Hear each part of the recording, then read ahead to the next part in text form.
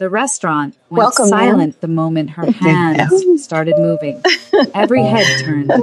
Every conversation stopped. Welcome, ma'am. Because the shy waitress who'd been invisible for 6 months just did something impossible. She signed to the Korean Mafia boss's deaf mother. And now he's staring at her like he's deciding whether to protect her or bury her. Before we dive into this incredible story, if you love tales of unexpected courage, forbidden connections, and life-changing moments, hit that subscribe button for K-Pop Tale Studios. Trust me, you won't want to miss what happens next. Imani adjusted her black uniform for the 4th time that evening, her hands betraying what her face refused to show. At 23, she'd perfected the art of invisibility. 6 months at Hanul Court had taught her to move through the dining room like smoke. Present but intangible, necessary but forgettable. The restaurant hummed with the quiet conversations of Seoul's elite, people who never worried about rent or whether they'd have enough left over after paying bills. Imani understood that anxiety intimately. It lived in her bones, shaped every decision she'd made since leaving Busan 3 years ago with nothing but a backpack and her sister's goodbye letter. Table assignments are posted. Manager Choi called out, his voice tight with unusual tension. The Kong family has reserved the entire private section. Do not approach unless summoned. Do not make eye contact. Do not. He didn't finish. He didn't need to. The Kong family, even their name, seemed to drop the temperature in the room. Imani had heard the whispered stories about Jaehoon Kong, the youngest son whose cold eyes could freeze blood, about power that stretched far beyond restaurant reservations into the dark corners of Seoul's underworld. When the doors opened at precisely 8 o'clock, the entire staff straightened instinctively. Jaehoon Kong entered first, tall, immaculate in a black suit that whispered of Italian tailors and old money. His presence filled the space with unspoken authority, each step deliberate, calculated. But it was the woman beside him who made Imani's breath catch. Madame Kim Kong moved with the elegance of someone accustomed to deference. Her silver hair swept into a perfect chignon, her eyes intelligent and warm despite the careful distance she maintained from the world around her. Imani busied herself at a far table, hoping to avoid their section entirely. She'd survived this long by staying beneath notice. By being the waitress, no one remembered serving them. But then Madam Kim began gesturing. Quick pause. I know 90% of you are watching without subscribing. If you're enjoying this story, it literally takes 1 second to hit that subscribe button. It helps us bring you more amazing stories like this one. Don't be part of the 90%. Join the K-Pop Tale Studios family. Her hands moved with increasing urgency, trying to communicate with the server standing frozen beside her table. The young man smiled nervously, nodding without understanding, and Madam Kim's expression shifted from hope to that familiar resignation Imani recognized too well. The look of someone used to being unseen. Another server approached, speaking louder, as if volume might bridge the gap. Manager Choi hurried over, bowing repeatedly, his face flushed with embarrassment at failing Seoul's most dangerous family. Imani's feet moved before her mind could stop them. Excuse me, she said softly, stepping forward. Her heart hammered against her ribs as every eye in the private section turned toward her. May I assist? Without waiting for permission, Imani's hands rose, forming shapes that felt like coming home. Good evening, madam. She signed in fluid Korean Sign Language. How may I help you this evening? The effect was instantaneous. The entire restaurant fell silent. Even the classical music seemed to lower in volume. Madam Kim's eyes widened in surprise. Then her face transformed with pure, radiant joy. It was the smile of someone who'd just been seen for the first time in a very long time. Her hands moved rapidly, excitedly. Oh, how wonderful! You know my language. Across the table, Jaehoon Kang's head snapped up. His dark eyes locked onto Imani with an intensity that made her skin prickle. The air between them thickened, charged with something Imani couldn't name, but felt down to her bones. "I'm happy to assist." Imani signed back, her hands trembling slightly. "What would you like this evening?" Madam Kim signed enthusiastically about the menu, about how the japchae reminded her of her mother's recipe, asking questions about preparation methods that showed genuine passion for food and connection. They conversed for several minutes, Imani's nervousness melting away as she focused entirely on making this elegant woman feel understood. Finally, Madam Kim reached across the table and gently touched Imani's hand. "Where did you learn to sign so beautifully?" Imani hesitated, aware of Jaehoon's unrelenting stare. "My younger sister was born deaf," she signed softly. "It was the only way we could truly talk." Something shifted in Madam Kim's expression. Recognition, compassion, connection. She signed one more thing before releasing Imani's hand. "You have kind eyes. Eyes that have known loss." Imani bowed and retreated, her pulse racing. She could feel Jaehoon's gaze following her across the dining room, could sense the questions forming behind those calculating eyes. She'd broken her cardinal rule. She'd been seen. 2 hours later, as the last patrons filtered out and servers began closing duties, Manager Choi approached Imani with an expression somewhere between fear and awe. "You wanted upstairs," he said quietly. "The private suite. Mr. Kong requested you specifically." Imani's stomach dropped. "I didn't do anything wrong. I was just helping." "I know." Manager Choi's voice was gentle, almost pitying. "But with that family, help and harm often look the same. Be careful, Imani." The elevator ride to the top floor felt like ascending toward judgment. When the doors opened, Imani found herself in a suite that overlooked all of Seoul, the city lights spreading below like a carpet of stars. Jaehoon stood by the floor-to-ceiling windows, hands clasped behind his back, his silhouette framed by the glowing city. He didn't turn when she entered. "You speak to my mother in a language even I never learned," he said quietly, his voice carrying across the space between them. "That earns my respect." He turned then, his face half in shadow, half in gold from the city lights. "But it also raises questions." Imani's mouth went dry. "I only wanted to help Mr. Kong." "Help," he repeated as if testing the word. He took a step closer, his expression unreadable. "Do you know how many people have tried to use my mother's silence to get close to me? To hurt her? I would never." "I know," he interrupted, surprising her. "If you were a threat, you wouldn't still be standing here." His eyes narrowed slightly. "But you're hiding something, Miss Carter. And I always discover what people are hiding." The way he said her name, as if he already knew it wasn't entirely true, sent ice down her spine. Imani didn't yet know that one simple gesture of kindness had just changed her entire fate. She didn't know that the invisible life she'd so carefully constructed was about to crumble, revealing truths she'd spent 3 years running from. All she knew was that Jaehoon Kong was watching her with eyes that saw too much, and that somehow impossibly she'd just stepped into a world where kindness and danger were the same face. Subscribe to K-Pop Tale Studios so you don't miss what's coming. And comment below what time you're watching this. Are you Team Jaehoon or Team Imani should run? Let us know. The investigation is about to begin, and Imani's secrets won't stay buried for long. Imani's simple act of kindness caught the attention of Jaehoon Kong, a man who sees everything, forgets nothing, and now has questions she can't afford to answer.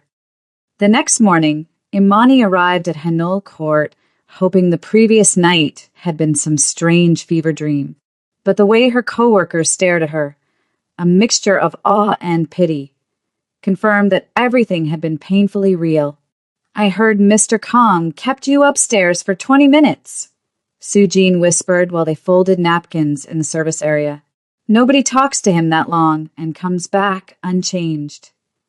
It was nothing, Imani lied, her hands moving mechanically through the familiar motions.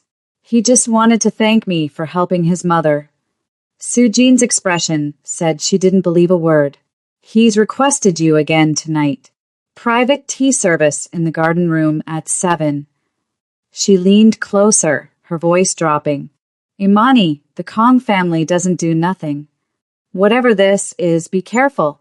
If you're already hooked on this story, smash that subscribe button for K-Pop Tale Studios. You definitely don't want to miss what's coming next. Let's get to 100K subscribers. At exactly 7 o'clock, Imani entered the garden room with a tray of tea, her pulse thrumming in her throat. The space was intimate, floor-to-ceiling windows overlooking a private courtyard, minimalist furniture, and soft lighting that made shadows dance across the walls. Jaehoon sat by the window, his posture relaxed, but his eyes sharp. He'd removed his suit jacket, his white shirt, sleeves rolled to his elbows in a way that somehow made him look more dangerous, not less. Miss Carter, he greeted, gesturing to the seat across from him. Please join me. It wasn't a request. Imani poured the tea with hands that refused to shake, pride warring with fear. Your tea, Mr. Kong. Huangcha, as requested. You have excellent pronunciation, he observed, watching her over the rim of his cup. But your accent is interesting.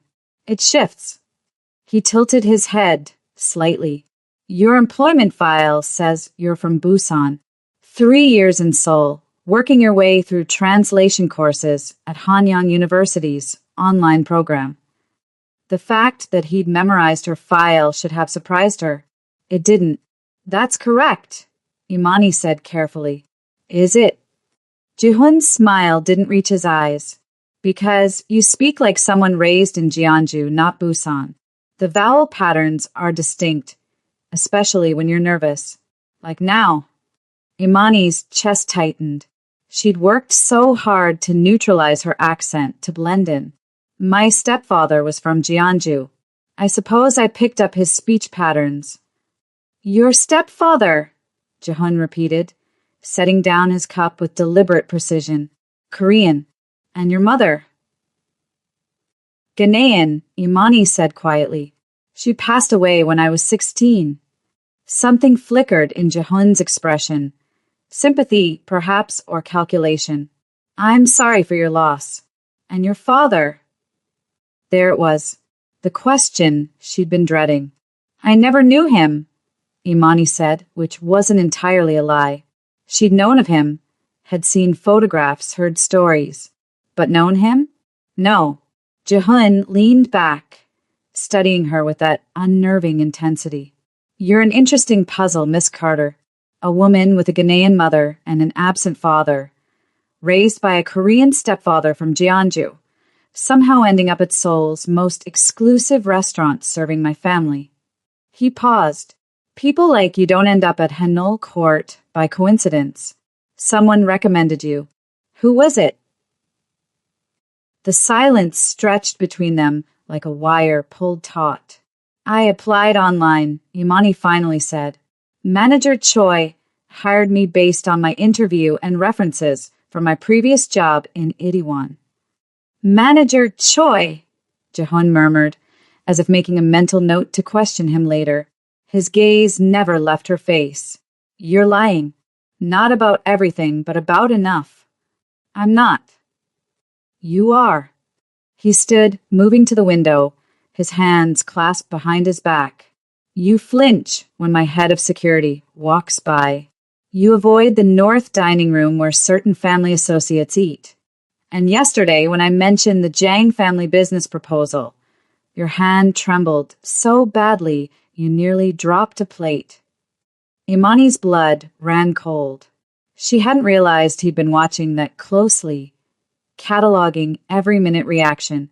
I don't know what you think I'm hiding, she said, forcing steel into her voice. But I'm just a waitress trying to finish school and build a life here. That's all. Jaehoon turned, and the smile he gave her was almost gentle, which somehow made it more terrifying. We both know that's not all, Miss Carter. The question is whether you'll tell me the truth, or whether I'll have to discover it myself. He moved closer, and Imani caught the scent of his cologne, expensive and subtle. I always discover the truth. When she finally left, her legs felt like water. She caught his reflection in the mirrored wall as she walked away, his gaze fixed on her, unreadable, calculating. He wasn't just suspicious. He was already hunting. The following week brought an unexpected reprieve. Madam Kim requested Imani accompany her for afternoon walks through the restaurant's private gardens.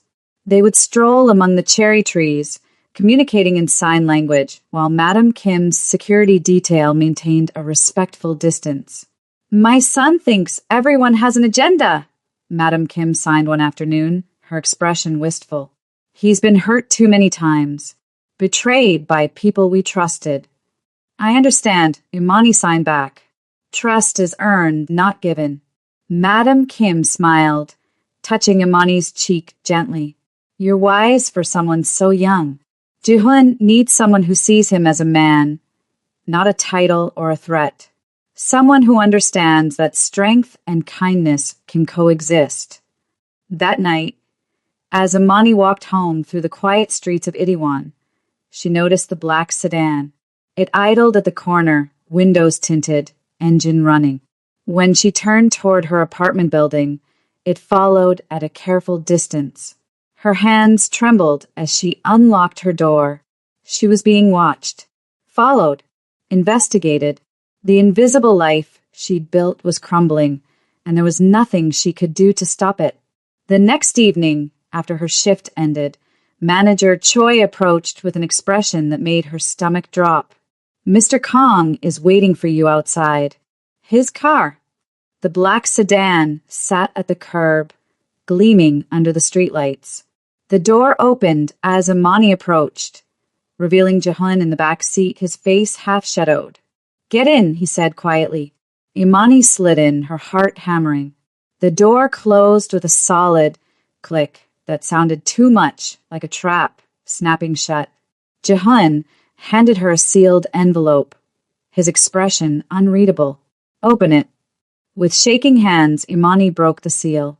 Inside were photographs, old, slightly faded.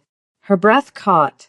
Her father, younger than she remembered him, standing outside what looked like a warehouse, and beside him, a man with a tattoo visible on his forearm. She recognized that symbol. Everyone in Seoul's underworld would.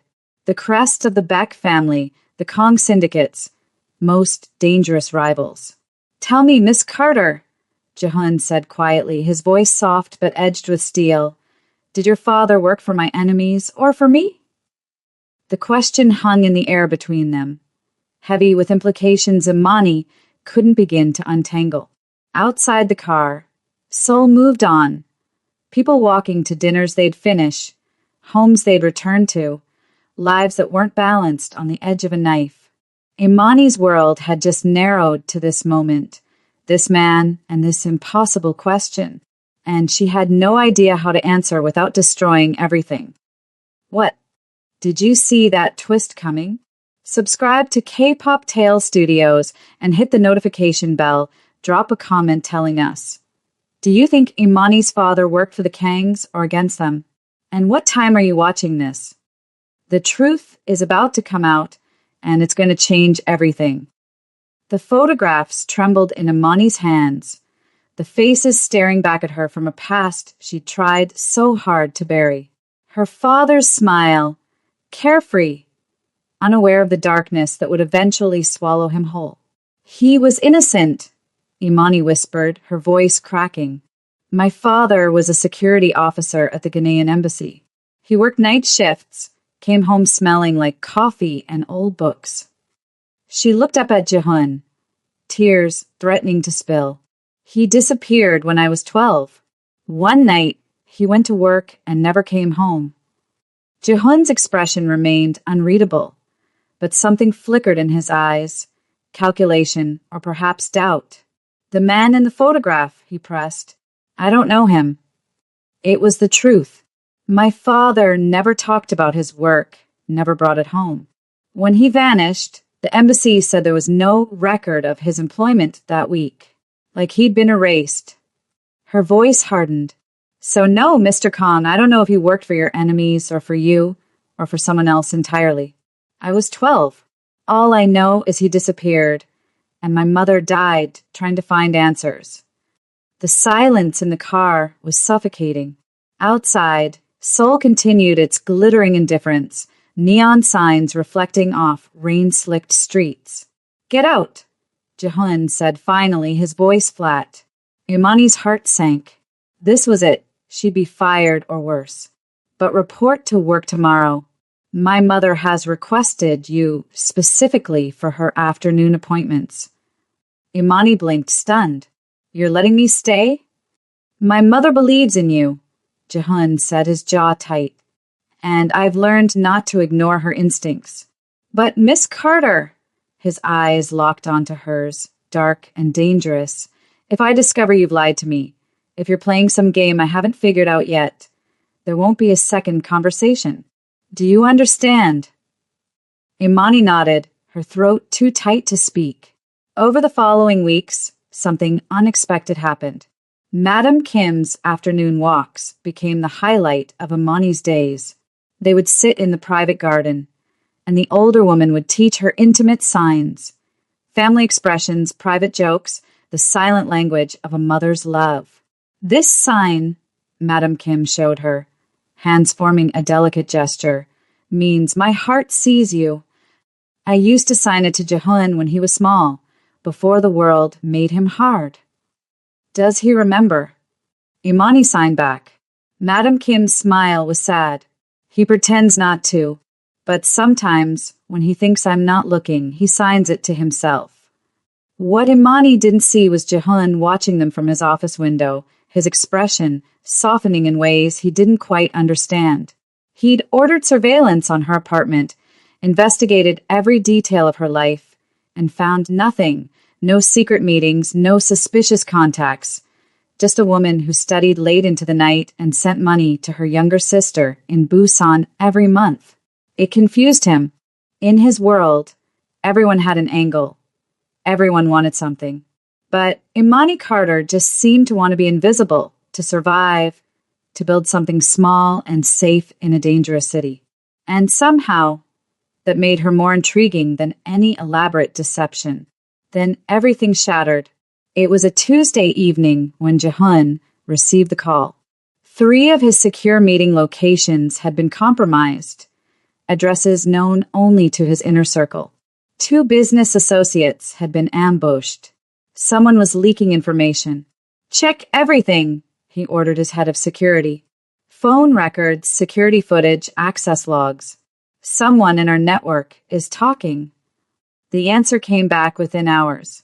Surveillance footage showed a staff member's ID card being used to access the restricted administrative office at Hanul Court, the office where meeting schedules were kept, where private information was stored.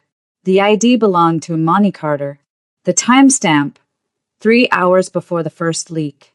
Jaehoon stormed into Hanul Court during the height of dinner service, his presence like a cold wind cutting through the warm ambience. Conversations died. Servers froze mid-step. He walked directly to where Imani was serving wine to a table of business executives, his footsteps echoing on marble floors. Everyone out, he said quietly. The diners didn't question him. They simply left, abandoning half-eaten meals and full glasses of wine. Imani stood frozen, the wine bottle still in her hand, as the restaurant emptied until only staff remained watching from the shadows. Jaehoon slammed her ID card onto the table between them. The sound cracked through the silence like a gunshot. You were right about one thing, he said, his voice lethal in its quietness. You're very good at being invisible. I don't understand. This card, he cut her off, pointing at the ID, accessed a restricted office yesterday at 3:47 p.m.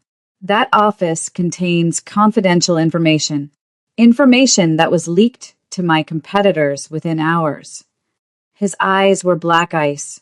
Explain. I didn't, Imani's voice cracked. I haven't been to the administrative floor in weeks. I don't even know where that office is. Then how did your ID access it? I don't know. Tears spilled down her cheeks now, her composure finally breaking. Someone must have taken it, used it. I keep it in my locker. Anyone could. Convenient, Jehun said coldly. Jehun. The sound came from behind them, a hand slamming on a table. Madam Kim stood at the entrance to the private dining room, her face flushed with anger. She strode forward, her hands moving in sharp, furious gestures. Look at her, she signed, positioning herself between Jehun and Imani. Look at her eyes. She's terrified, not guilty. She's not lying. The entire restaurant seemed to hold its breath. No one had ever seen Madam Kim this angry, had never seen her publicly challenge her son. Jehun's jaw tightened, a muscle ticking in his cheek. For a long moment, he stared at Imani, searching her face for any hint of deception. And for the first time, doubt flickered in his eyes. But pride and fury won out. You will return to your apartment, he said, his voice like ice. You will not leave. You will not contact anyone. Security will be posted outside until this is resolved. Do you understand? You're confining me? Imani's voice was barely a whisper. I'm keeping you alive, Jehun shot back. If someone is using you to get to me, you're in as much danger as I am, and until I know the truth. He didn't finish. He turned and walked away, his coat billowing behind him like a shadow. Madam Kim reached for Imani's hand, tears in her own eyes, signing desperately he's afraid. He doesn't know how to trust. Please don't give up on him. But Imani couldn't respond. She could barely breathe. That night, confined to her apartment with two of Jehun's men stationed outside, Imani sat by the window watching rain streak down the glass, soul blurred into watercolor smudges of neon and darkness. She'd tried to be kind, tried to help, and kindness had become a weapon turned against her. In a world that only spoke in threats and power, gentleness was mistaken for deception. Connection was mistaken for manipulation. As the rain fell harder, Imani pressed her forehead against the cold glass and finally allowed herself to break. What she didn't know, what she couldn't know, was that the real traitor had been standing beside Jehun all along, watching, waiting, and smiling at how perfectly their plan was unfolding. No way. Subscribe to K-Pop Tale Studios right now and comment what time you're watching this. Who do you think the real traitor is?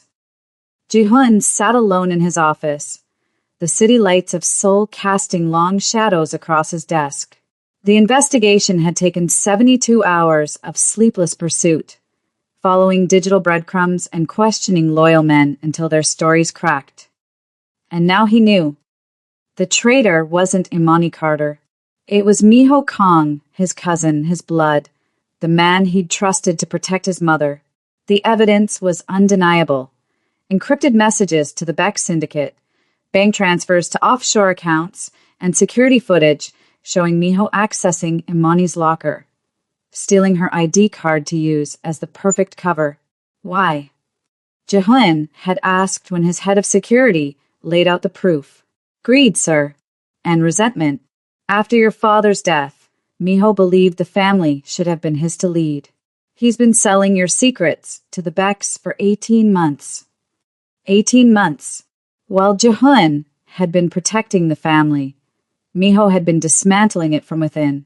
Jehun reached for his phone to order Miho's arrest, but it rang before he could dial. Sir, his security chief's voice was urgent, breathless. We intercepted chatter. The Becks are moving tonight.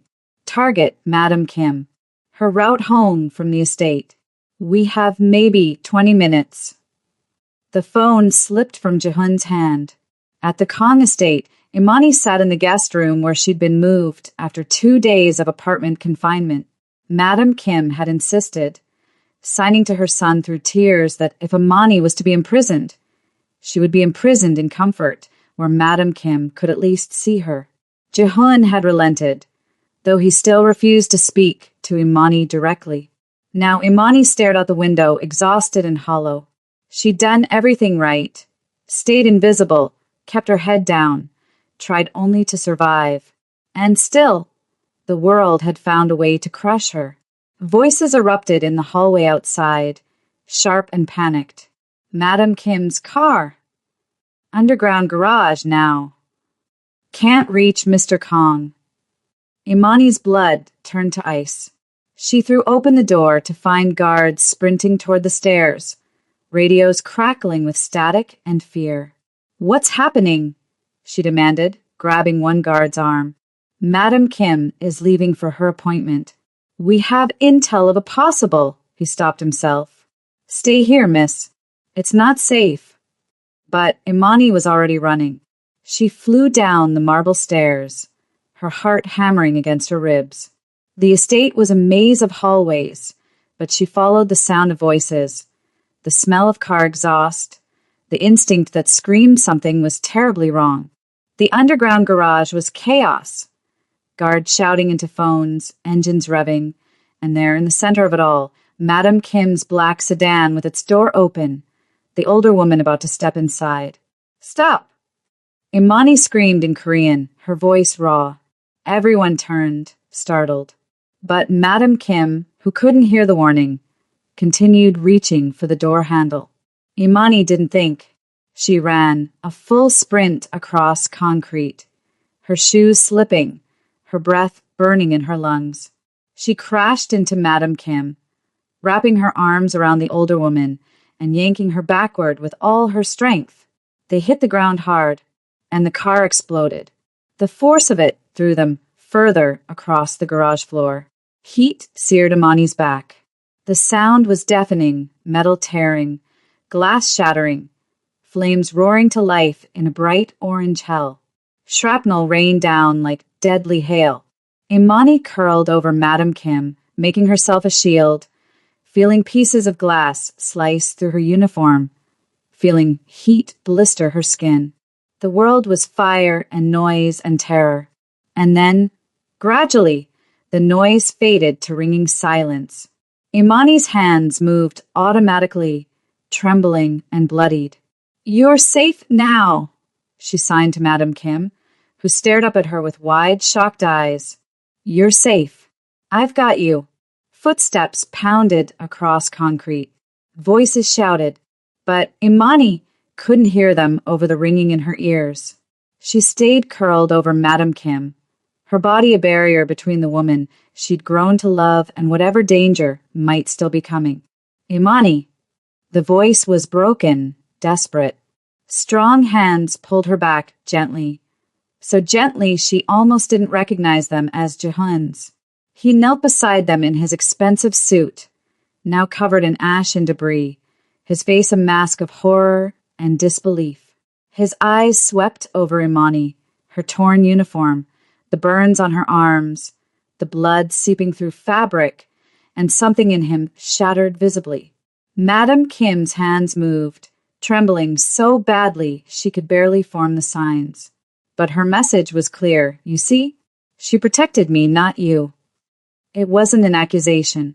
It was a truth that cut deeper than any blade.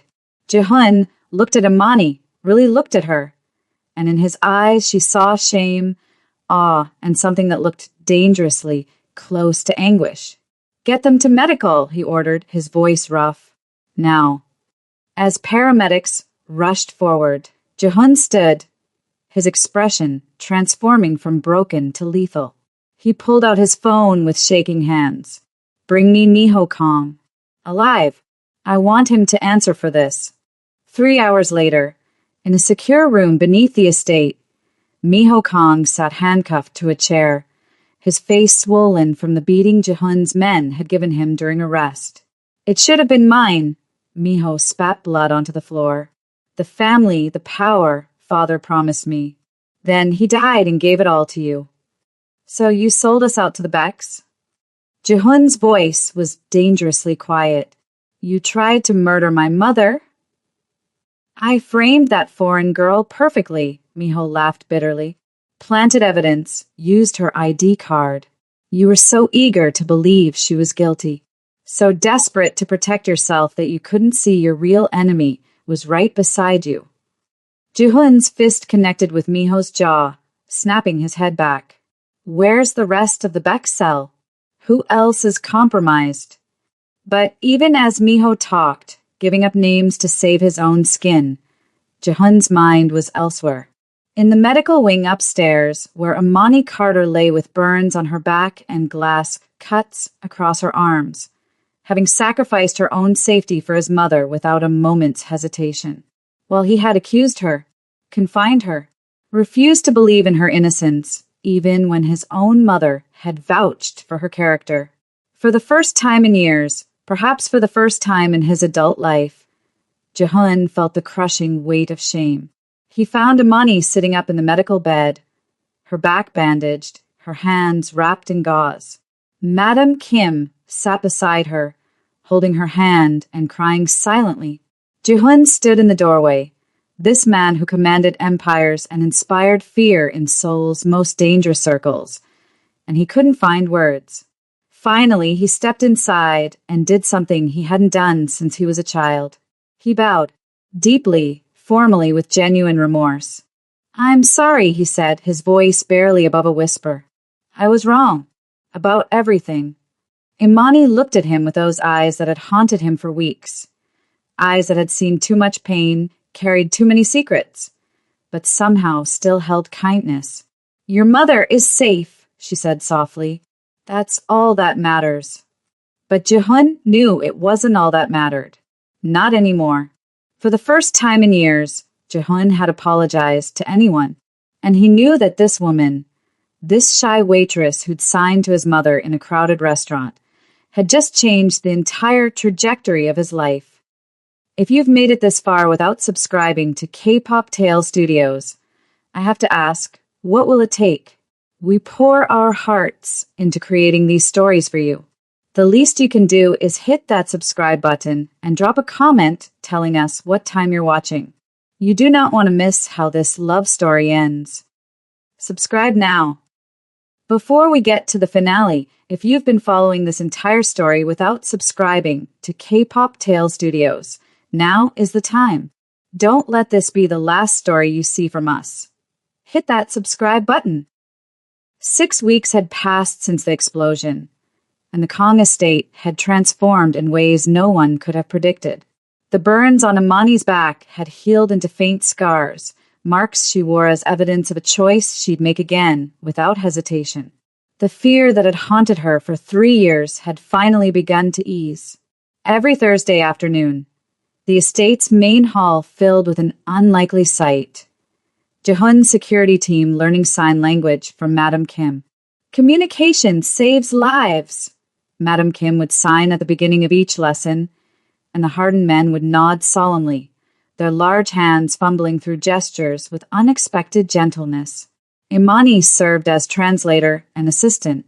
Jehun attended every lesson, practicing signs when he thought no one was watching. The man who had once terrified her with cold suspicion had softened. He smiled more now. He listened. He was becoming himself again. On a quiet Saturday afternoon, Imani helped Madam Kim tend to her cherry blossom trees in the garden. You've given me a daughter, Madam Kim signed. Imani's eyes burned with tears. You've given me a home. Imani. Jehun's voice was soft. Madam Kim smiled knowingly and disappeared into the house.